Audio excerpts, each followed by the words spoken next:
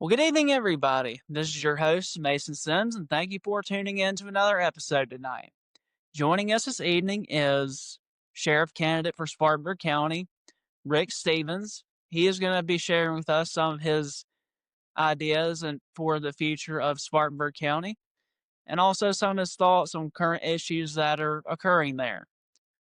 So, again, thank you for tuning in tonight. Then again, this is your host, Mason Sims, and let's get started. Well, good evening, everybody. With me today, I have candidate for Spartanburg County Sheriff, Mr. Rick Stevens, and thank you for joining us this evening. Yep. So now that you're joining us live this evening, feel free to tell us about yourself. Well, I'm a candidate for sheriff for Spartanburg County. Our primary is going to be August the 5th. Everybody running, there's 9 candidates, and all of them are Republican. So this 5th election is going to be extremely important.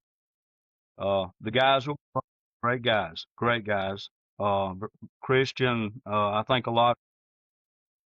we have a mixture of experience in that bunch, from young to old. I think all of them bring a lot to the table. I think it's extremely important that the voters, what's being said, look at the experience of the candidates, because we want the best person for this job. Spartanburg County is changing. The industrialization is great. It's bringing a lot to the county, but it's also brought a lot of challenges into the county. Spartanburg County has been ranked number 20th as one of the most dangerous counties in the United States. And that's really my platform, is coming from there. The drug dealing with, especially the fentanyl and the meth.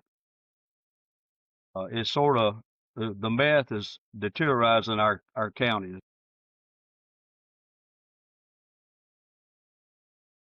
Right.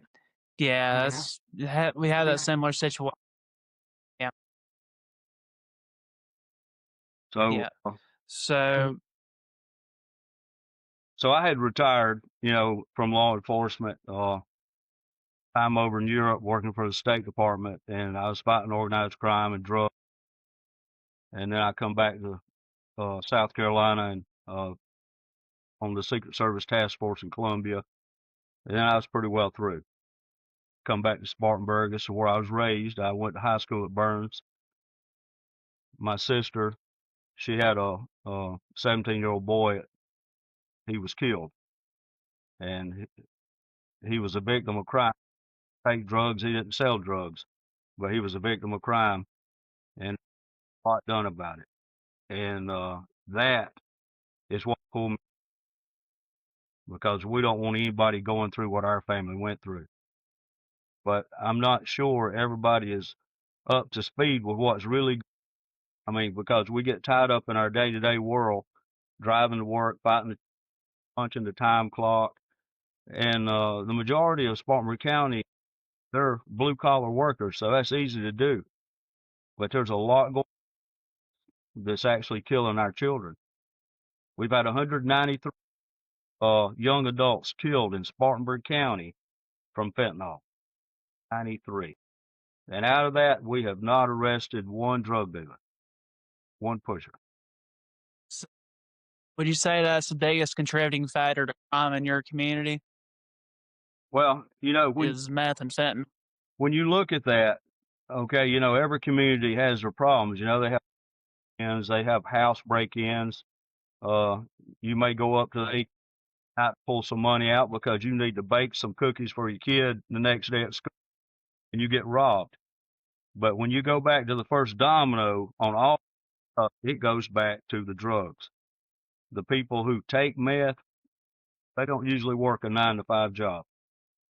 So I think the first thing we have to do is really hit this hard, and really clean this, so that Spartanburg can go back to what it once was. It was a family. This was a textile town. Everybody worked hard, and kids, and the industrialization that's here, great because the revenue it's bringing, it brings opportunity, but be safe. It has to be safe. Right. Yeah. Yeah, that's one thing. Seems like it's a lot of issues throughout the upstate is the drug related issues, especially the fentanyl. That's definitely been affecting the whole upstate. Well, I'll definitely say. fentanyl's a real. I mean, fentanyl's a bad thing. The cursor for fentanyl, fentanyl's made up three of those elements you can buy anywhere. You probably have it in your house. But the head cursor, the very top element to fentanyl, is on China. That's the only place. And that is sold directly to Mexico. Yeah. Well, they were sending it across the border in the form of a pill. But when Trump started going down there, hitting the border and taking control of it, teaching the fentanyl, so they had to switch. And now they lace it, gummy bears, candy, anything they can to get the drug across. And they sell it as a drug. They sell it as a drug, but a lot of kids in this day and age have been doing these gummies with THC on them. Well, that don't kill them. But when they get a gummy bear laced with fentanyl, keep in mind that is 400 times stronger than heroin. Dose can do it. That one dose can do it. So there's a lot of good kids died, and there's probably more going to die. We don't really get a hold on it. Now, last week, Woodruff and the victims, parents of fentanyl, I'm going to tell you, it was the most depressing thing I've ever done. Meeting these people holding pictures of their dead children. And they don't know why it happened, and they don't know why nobody's. And the person who gave it to them is continuing to give it. And that is not acceptable to me. It's not. Yeah, and what's the reason that they're smuggling fentanyl across the border? Is there like rivalries between gangs or something that they're trying to sell? The drug that's going to harm people. What's the main reason they're wanting to sell the fentanyl? Well, it's a big profit in fentanyl for a big profit, and it's not. It's really not hard to make. If you have the cursor, the leading element. Now, when you look at China, they're not making money on this, but they're selling all this to Mexico and dumping this into the United States. It makes you wonder what's going on with that. Like we're at a war with China, that they're putting this trap in the United States, and these kids are dying. Our future leaders are dying. And when I was down in Woodruff, the kids that I saw, these were high school kids, some college kids, military kids. It's not like what you think. I mean, if you tell your child at this point, do not expect anything from anybody, well, you know what? Teenagers, and if they go somewhere and somebody hands them a gummy bear who don't really get it, that could be the biggest mistake that child ever made. And as I said, as Trump starts hitting the corner looking for gummy bears, the cartel will move to mix something else because they're going to bring it across. So that's the issue. So we have to be alerted. And I'm going to be honest with you, if I was in Montgomery County, I would be on TV every week talking about this. Parents telling them, hey, this is being switched to this is being switched to that. Because if you save one child, just one, it's worth it. But we can save more than one.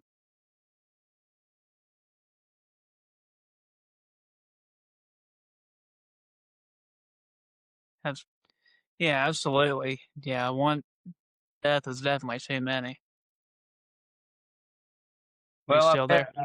I've had some people say that I've had some people text me and say, hey, you look mean, uh, this and that, but I'm gonna tell you, I'm not a mean person. I'm a good guy. But I learned a long time ago over in Europe, you're dealing with really bad people, then you have to be a certain way. Definitely have to be serious about what you're doing. And there's other issues as sheriff that I'm going to deal with for sure, but this is a big one, and I think we owe it to these kids, to the parents of the kids who's already died, and absolutely may die here in the future. It's a tough thing to lose a child. It's a real tough thing. It's something the parent never ever gets over. Yeah, I hear that's like the parents' worst night ever, to have to bury their own child. Yeah, I think also, the people of Spartanburg, they're tired of the promises. They're tired of it. They want somebody to get them immediate results, and not some candidates won't. I'm sure they will try, but it's better if you've already been in the field and you've already learned through trial and error what works and what don't work. You've got a big advantage with that. Uh, so that's the whole thing with me. I'm not doing it for the money. Really, I'm going to take a pay drop just taking this job, and I'm definitely not t-shirt because my closet's full of t-shirts. But I'm 100% going constitutional sheriff. So the rights of the people here in Spartanburg County is really heavy with me. I'm really going to enforce their. I'm not going to let outside agencies come in here and they want to do with the people of Spartanburg County. Absolutely, and as far as you said or saying you look mean, I mean, I would say it's good to be firm, especially with the sheriff's position, because that's you're dealing, like you said, you're dealing with a lot of people. You're dealing with a lot of people that are committing bad crimes. You want to make sure you can be able to handle that. So I'm sure that will definitely go a long way for you. I'm saying in Europe, Yeah, if you're guarding the sheep from the wolf, they should be smarter and better than the wolf. So that's what I'm going to be doing. I'm going to be guarding the sheep. Definitely going to get rid of this drug-head wolf. That's my.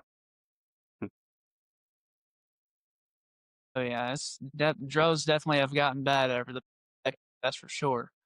And the other thing I was going to mention too is what would you say the solution would be to like overcrowded jails and prisons? Well, so you're talking about the Spartanburg County. I understand it is Yes. overcrowded, and I understand sleeping on the floor. Well, the first solution, don't come back. If you go there, don't come back. But we have rate at that jail is high. But I'll tell you something about that jail. When the jail, everybody in that jail is not there for murder. There are some violent crimes there that's waiting to go to trial. But the majority of those people are there are for non-violent crimes. So that means you got up there doing a week, 2 weeks, 3 weeks, maybe even 90 days, traffic tickets. You got men up there who didn't appear in court when they were supposed to be. You got men up there who didn't pay child support. These are nonviolent that we can do something else with out here in the public. We have service. We have a lot of stuff that needs to be done. Let's out of there and let's try that. If they don't do what they supposed to do, then okay. When you're filling the jail up with nonviolent offenders, I mean, you may be, we have a mix of people in Spartanburg. You may be from a ethnic group and you get a ticket and you just not even understand what it's saying on that ticket in regard to where you got to be and when you got to be there. Don't show up, guess what?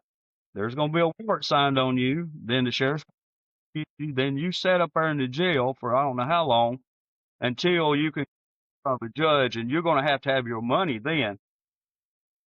That's violent. It's taking up beds. It's taking up manpower. I think what we need to do is look at the real problem first before we start talking about building a jail and paying tax money to expand the jail. But if you want to know the real downside of it, it's the officers working up there who have to put up with that frustration from those people. That's who I feel sorry for. But I really think we need to look at that. And, that's more in line with what I do. I'm a forensic, what I do. I look at the very little things. The little things mean a lot to me. But I tell you, we really need to put that pie chart on the table and look. We start talking about spending taxpayer money. That's my. Absolutely. Yeah, like you said too, if there's a way like this community service and other things like that, that would be good rather than just everybody there in the jail. We have a lot of people out here. Spartanburg County is 864 square miles, the second largest county in South Carolina. We have a lot of elderly outlying zones who live there by themselves. Their husband or their wife is passed, and they can't get out there and clean the road where people threw beer cans and do it. But if we had somebody who was in jail and they were there on a nonviolent charge, they'd rather go out there and clean this place up instead of setting up there. Probably wouldn't come back. That's the key. Right. People don't want to come back, because if we don't do that, then we're going to have to build bigger jails over and over and over and over. But if you just go up there and sit and watch TV and play ball, what's the big deal? You know what I mean? What's the big deal? So Right. I think you need to look at that. Not really. So Yeah, it doesn't feel like a they can do. Like you said, just watch TV and just kind of sit there. Yeah. And another thing is sorry, go ahead. And I was going to say, don't get me wrong. I don't put people here and work them to death. We can do it in a humane fashion, but it could benefit us and them at the same. Yeah, they have the consequence, and they'll have motivation to do better outside of the jail rather than come back to it. Yeah. And other thing, if you had an influx of money in the sheriff's office, what would you spend it on? Well, glad you asked that. I've actually pulled the budget for last year and started looking at the budget, what they spent money on, what they done this, what they done that. And I see some fat on the steak that can be cut. Keeping in mind that money's already been allocated by county council to the sheriff's department. So if we can cut some of the fat off the steak, it being a difference in what you want and what you need. If we can cut some fat, then that be reallocated directly to the officers so that we can get their pay up. Sure, they do. And that's what I'd like to see, their pay. And I think we can do it. I think that the first thing we need to do is sit down and look at what we're doing. Now, everybody does this. I mean, everybody sits down and looks at their budget and says, do I need this? We can use this money over here. This is just the ABCs of finance. So that's what I would like to do. And I would like to reallocate money to the deputies to get them an immediate pay raise. And then absolutely go in front of county council. But I want to go in front of county council with a good report card. I want to go in there and them see what we're doing, them be proud of what we're doing, and the public be proud of what we're doing. It's hard to get money when they know you're doing a good job. Fine, county council watches TV too. They read the papers too. They talk to people. So they know the response and what's coming out. I think the officers up there at Spartanburg County is doing a great job. And when you look at the fact that they're so short, I mean, they're 40-something. That's rough when you're out on patrol answering these calls and you're short. That's really rough. And the end result is really he has a short amount of time to solve the situation. So we definitely gonna have to fix that. Absolutely. And it's good too to have a good relationship too with the county council, like you mentioned. I'm sure that'll definitely go a long way. Yeah, I mean, I've been in front of And county and I've introduced myself to 'em when I decided to run for sure. I introduced myself to them, and I think they know straightforward. I've got a long history in what I've done, and I've been extremely successful in what I've done. So I think it'll be good. yeah, absolutely. And I know we probably have covered this question, but out of all the candidates that are running for Spartanburg County Sheriff, what would you say kind of makes you stand out? What would you have to offer that say maybe the other candidates may not have to offer? Well, I number one, you're dealing with a 38,000 or 30, I think it's 38,000, $38 million budget. All right, you're dealing with a $38 million budget. You really need to be education under your belt, and it really needs to touch the education too. My degree's in forensic accounting. That's a hard degree to get. I got it from the University of New York, and I got my master's at Post. But I've been doing this, battling drugs, battling corruption, organized crime, and I've been doing this for a long time. And I didn't live on no embassy, no military base. I lived out in the public in these third world countries. It was tough. I got myself put in bad situations more times than I can count, but I never quit. I never quit. So I think for me, I'm very focused on what I want to do, and I'm very focused on how I'm going to do it. I'm not going to do it. I'm telling you, I'm going to do it and how I'm going to do it. And I also see a lot of stuff with the budget they already have. Things can be liquidated, reallocated, fat cut off. A lot of things need to be done there. And the camaraderie at the sheriff's department. You may look at me and think I wouldn't be, but I am a very nice guy. I am. And I get along really great with people and I respect people. And I have a pretty thick skin, so somebody, at the sheriff's department, you got to watch what you say. You know what? I'm not like, you know, nothing you can say bother me. As long as you work, do your job, I'd rather you come and smile, but you're never gonna hear me about anything that's said to anybody. Nothing like that.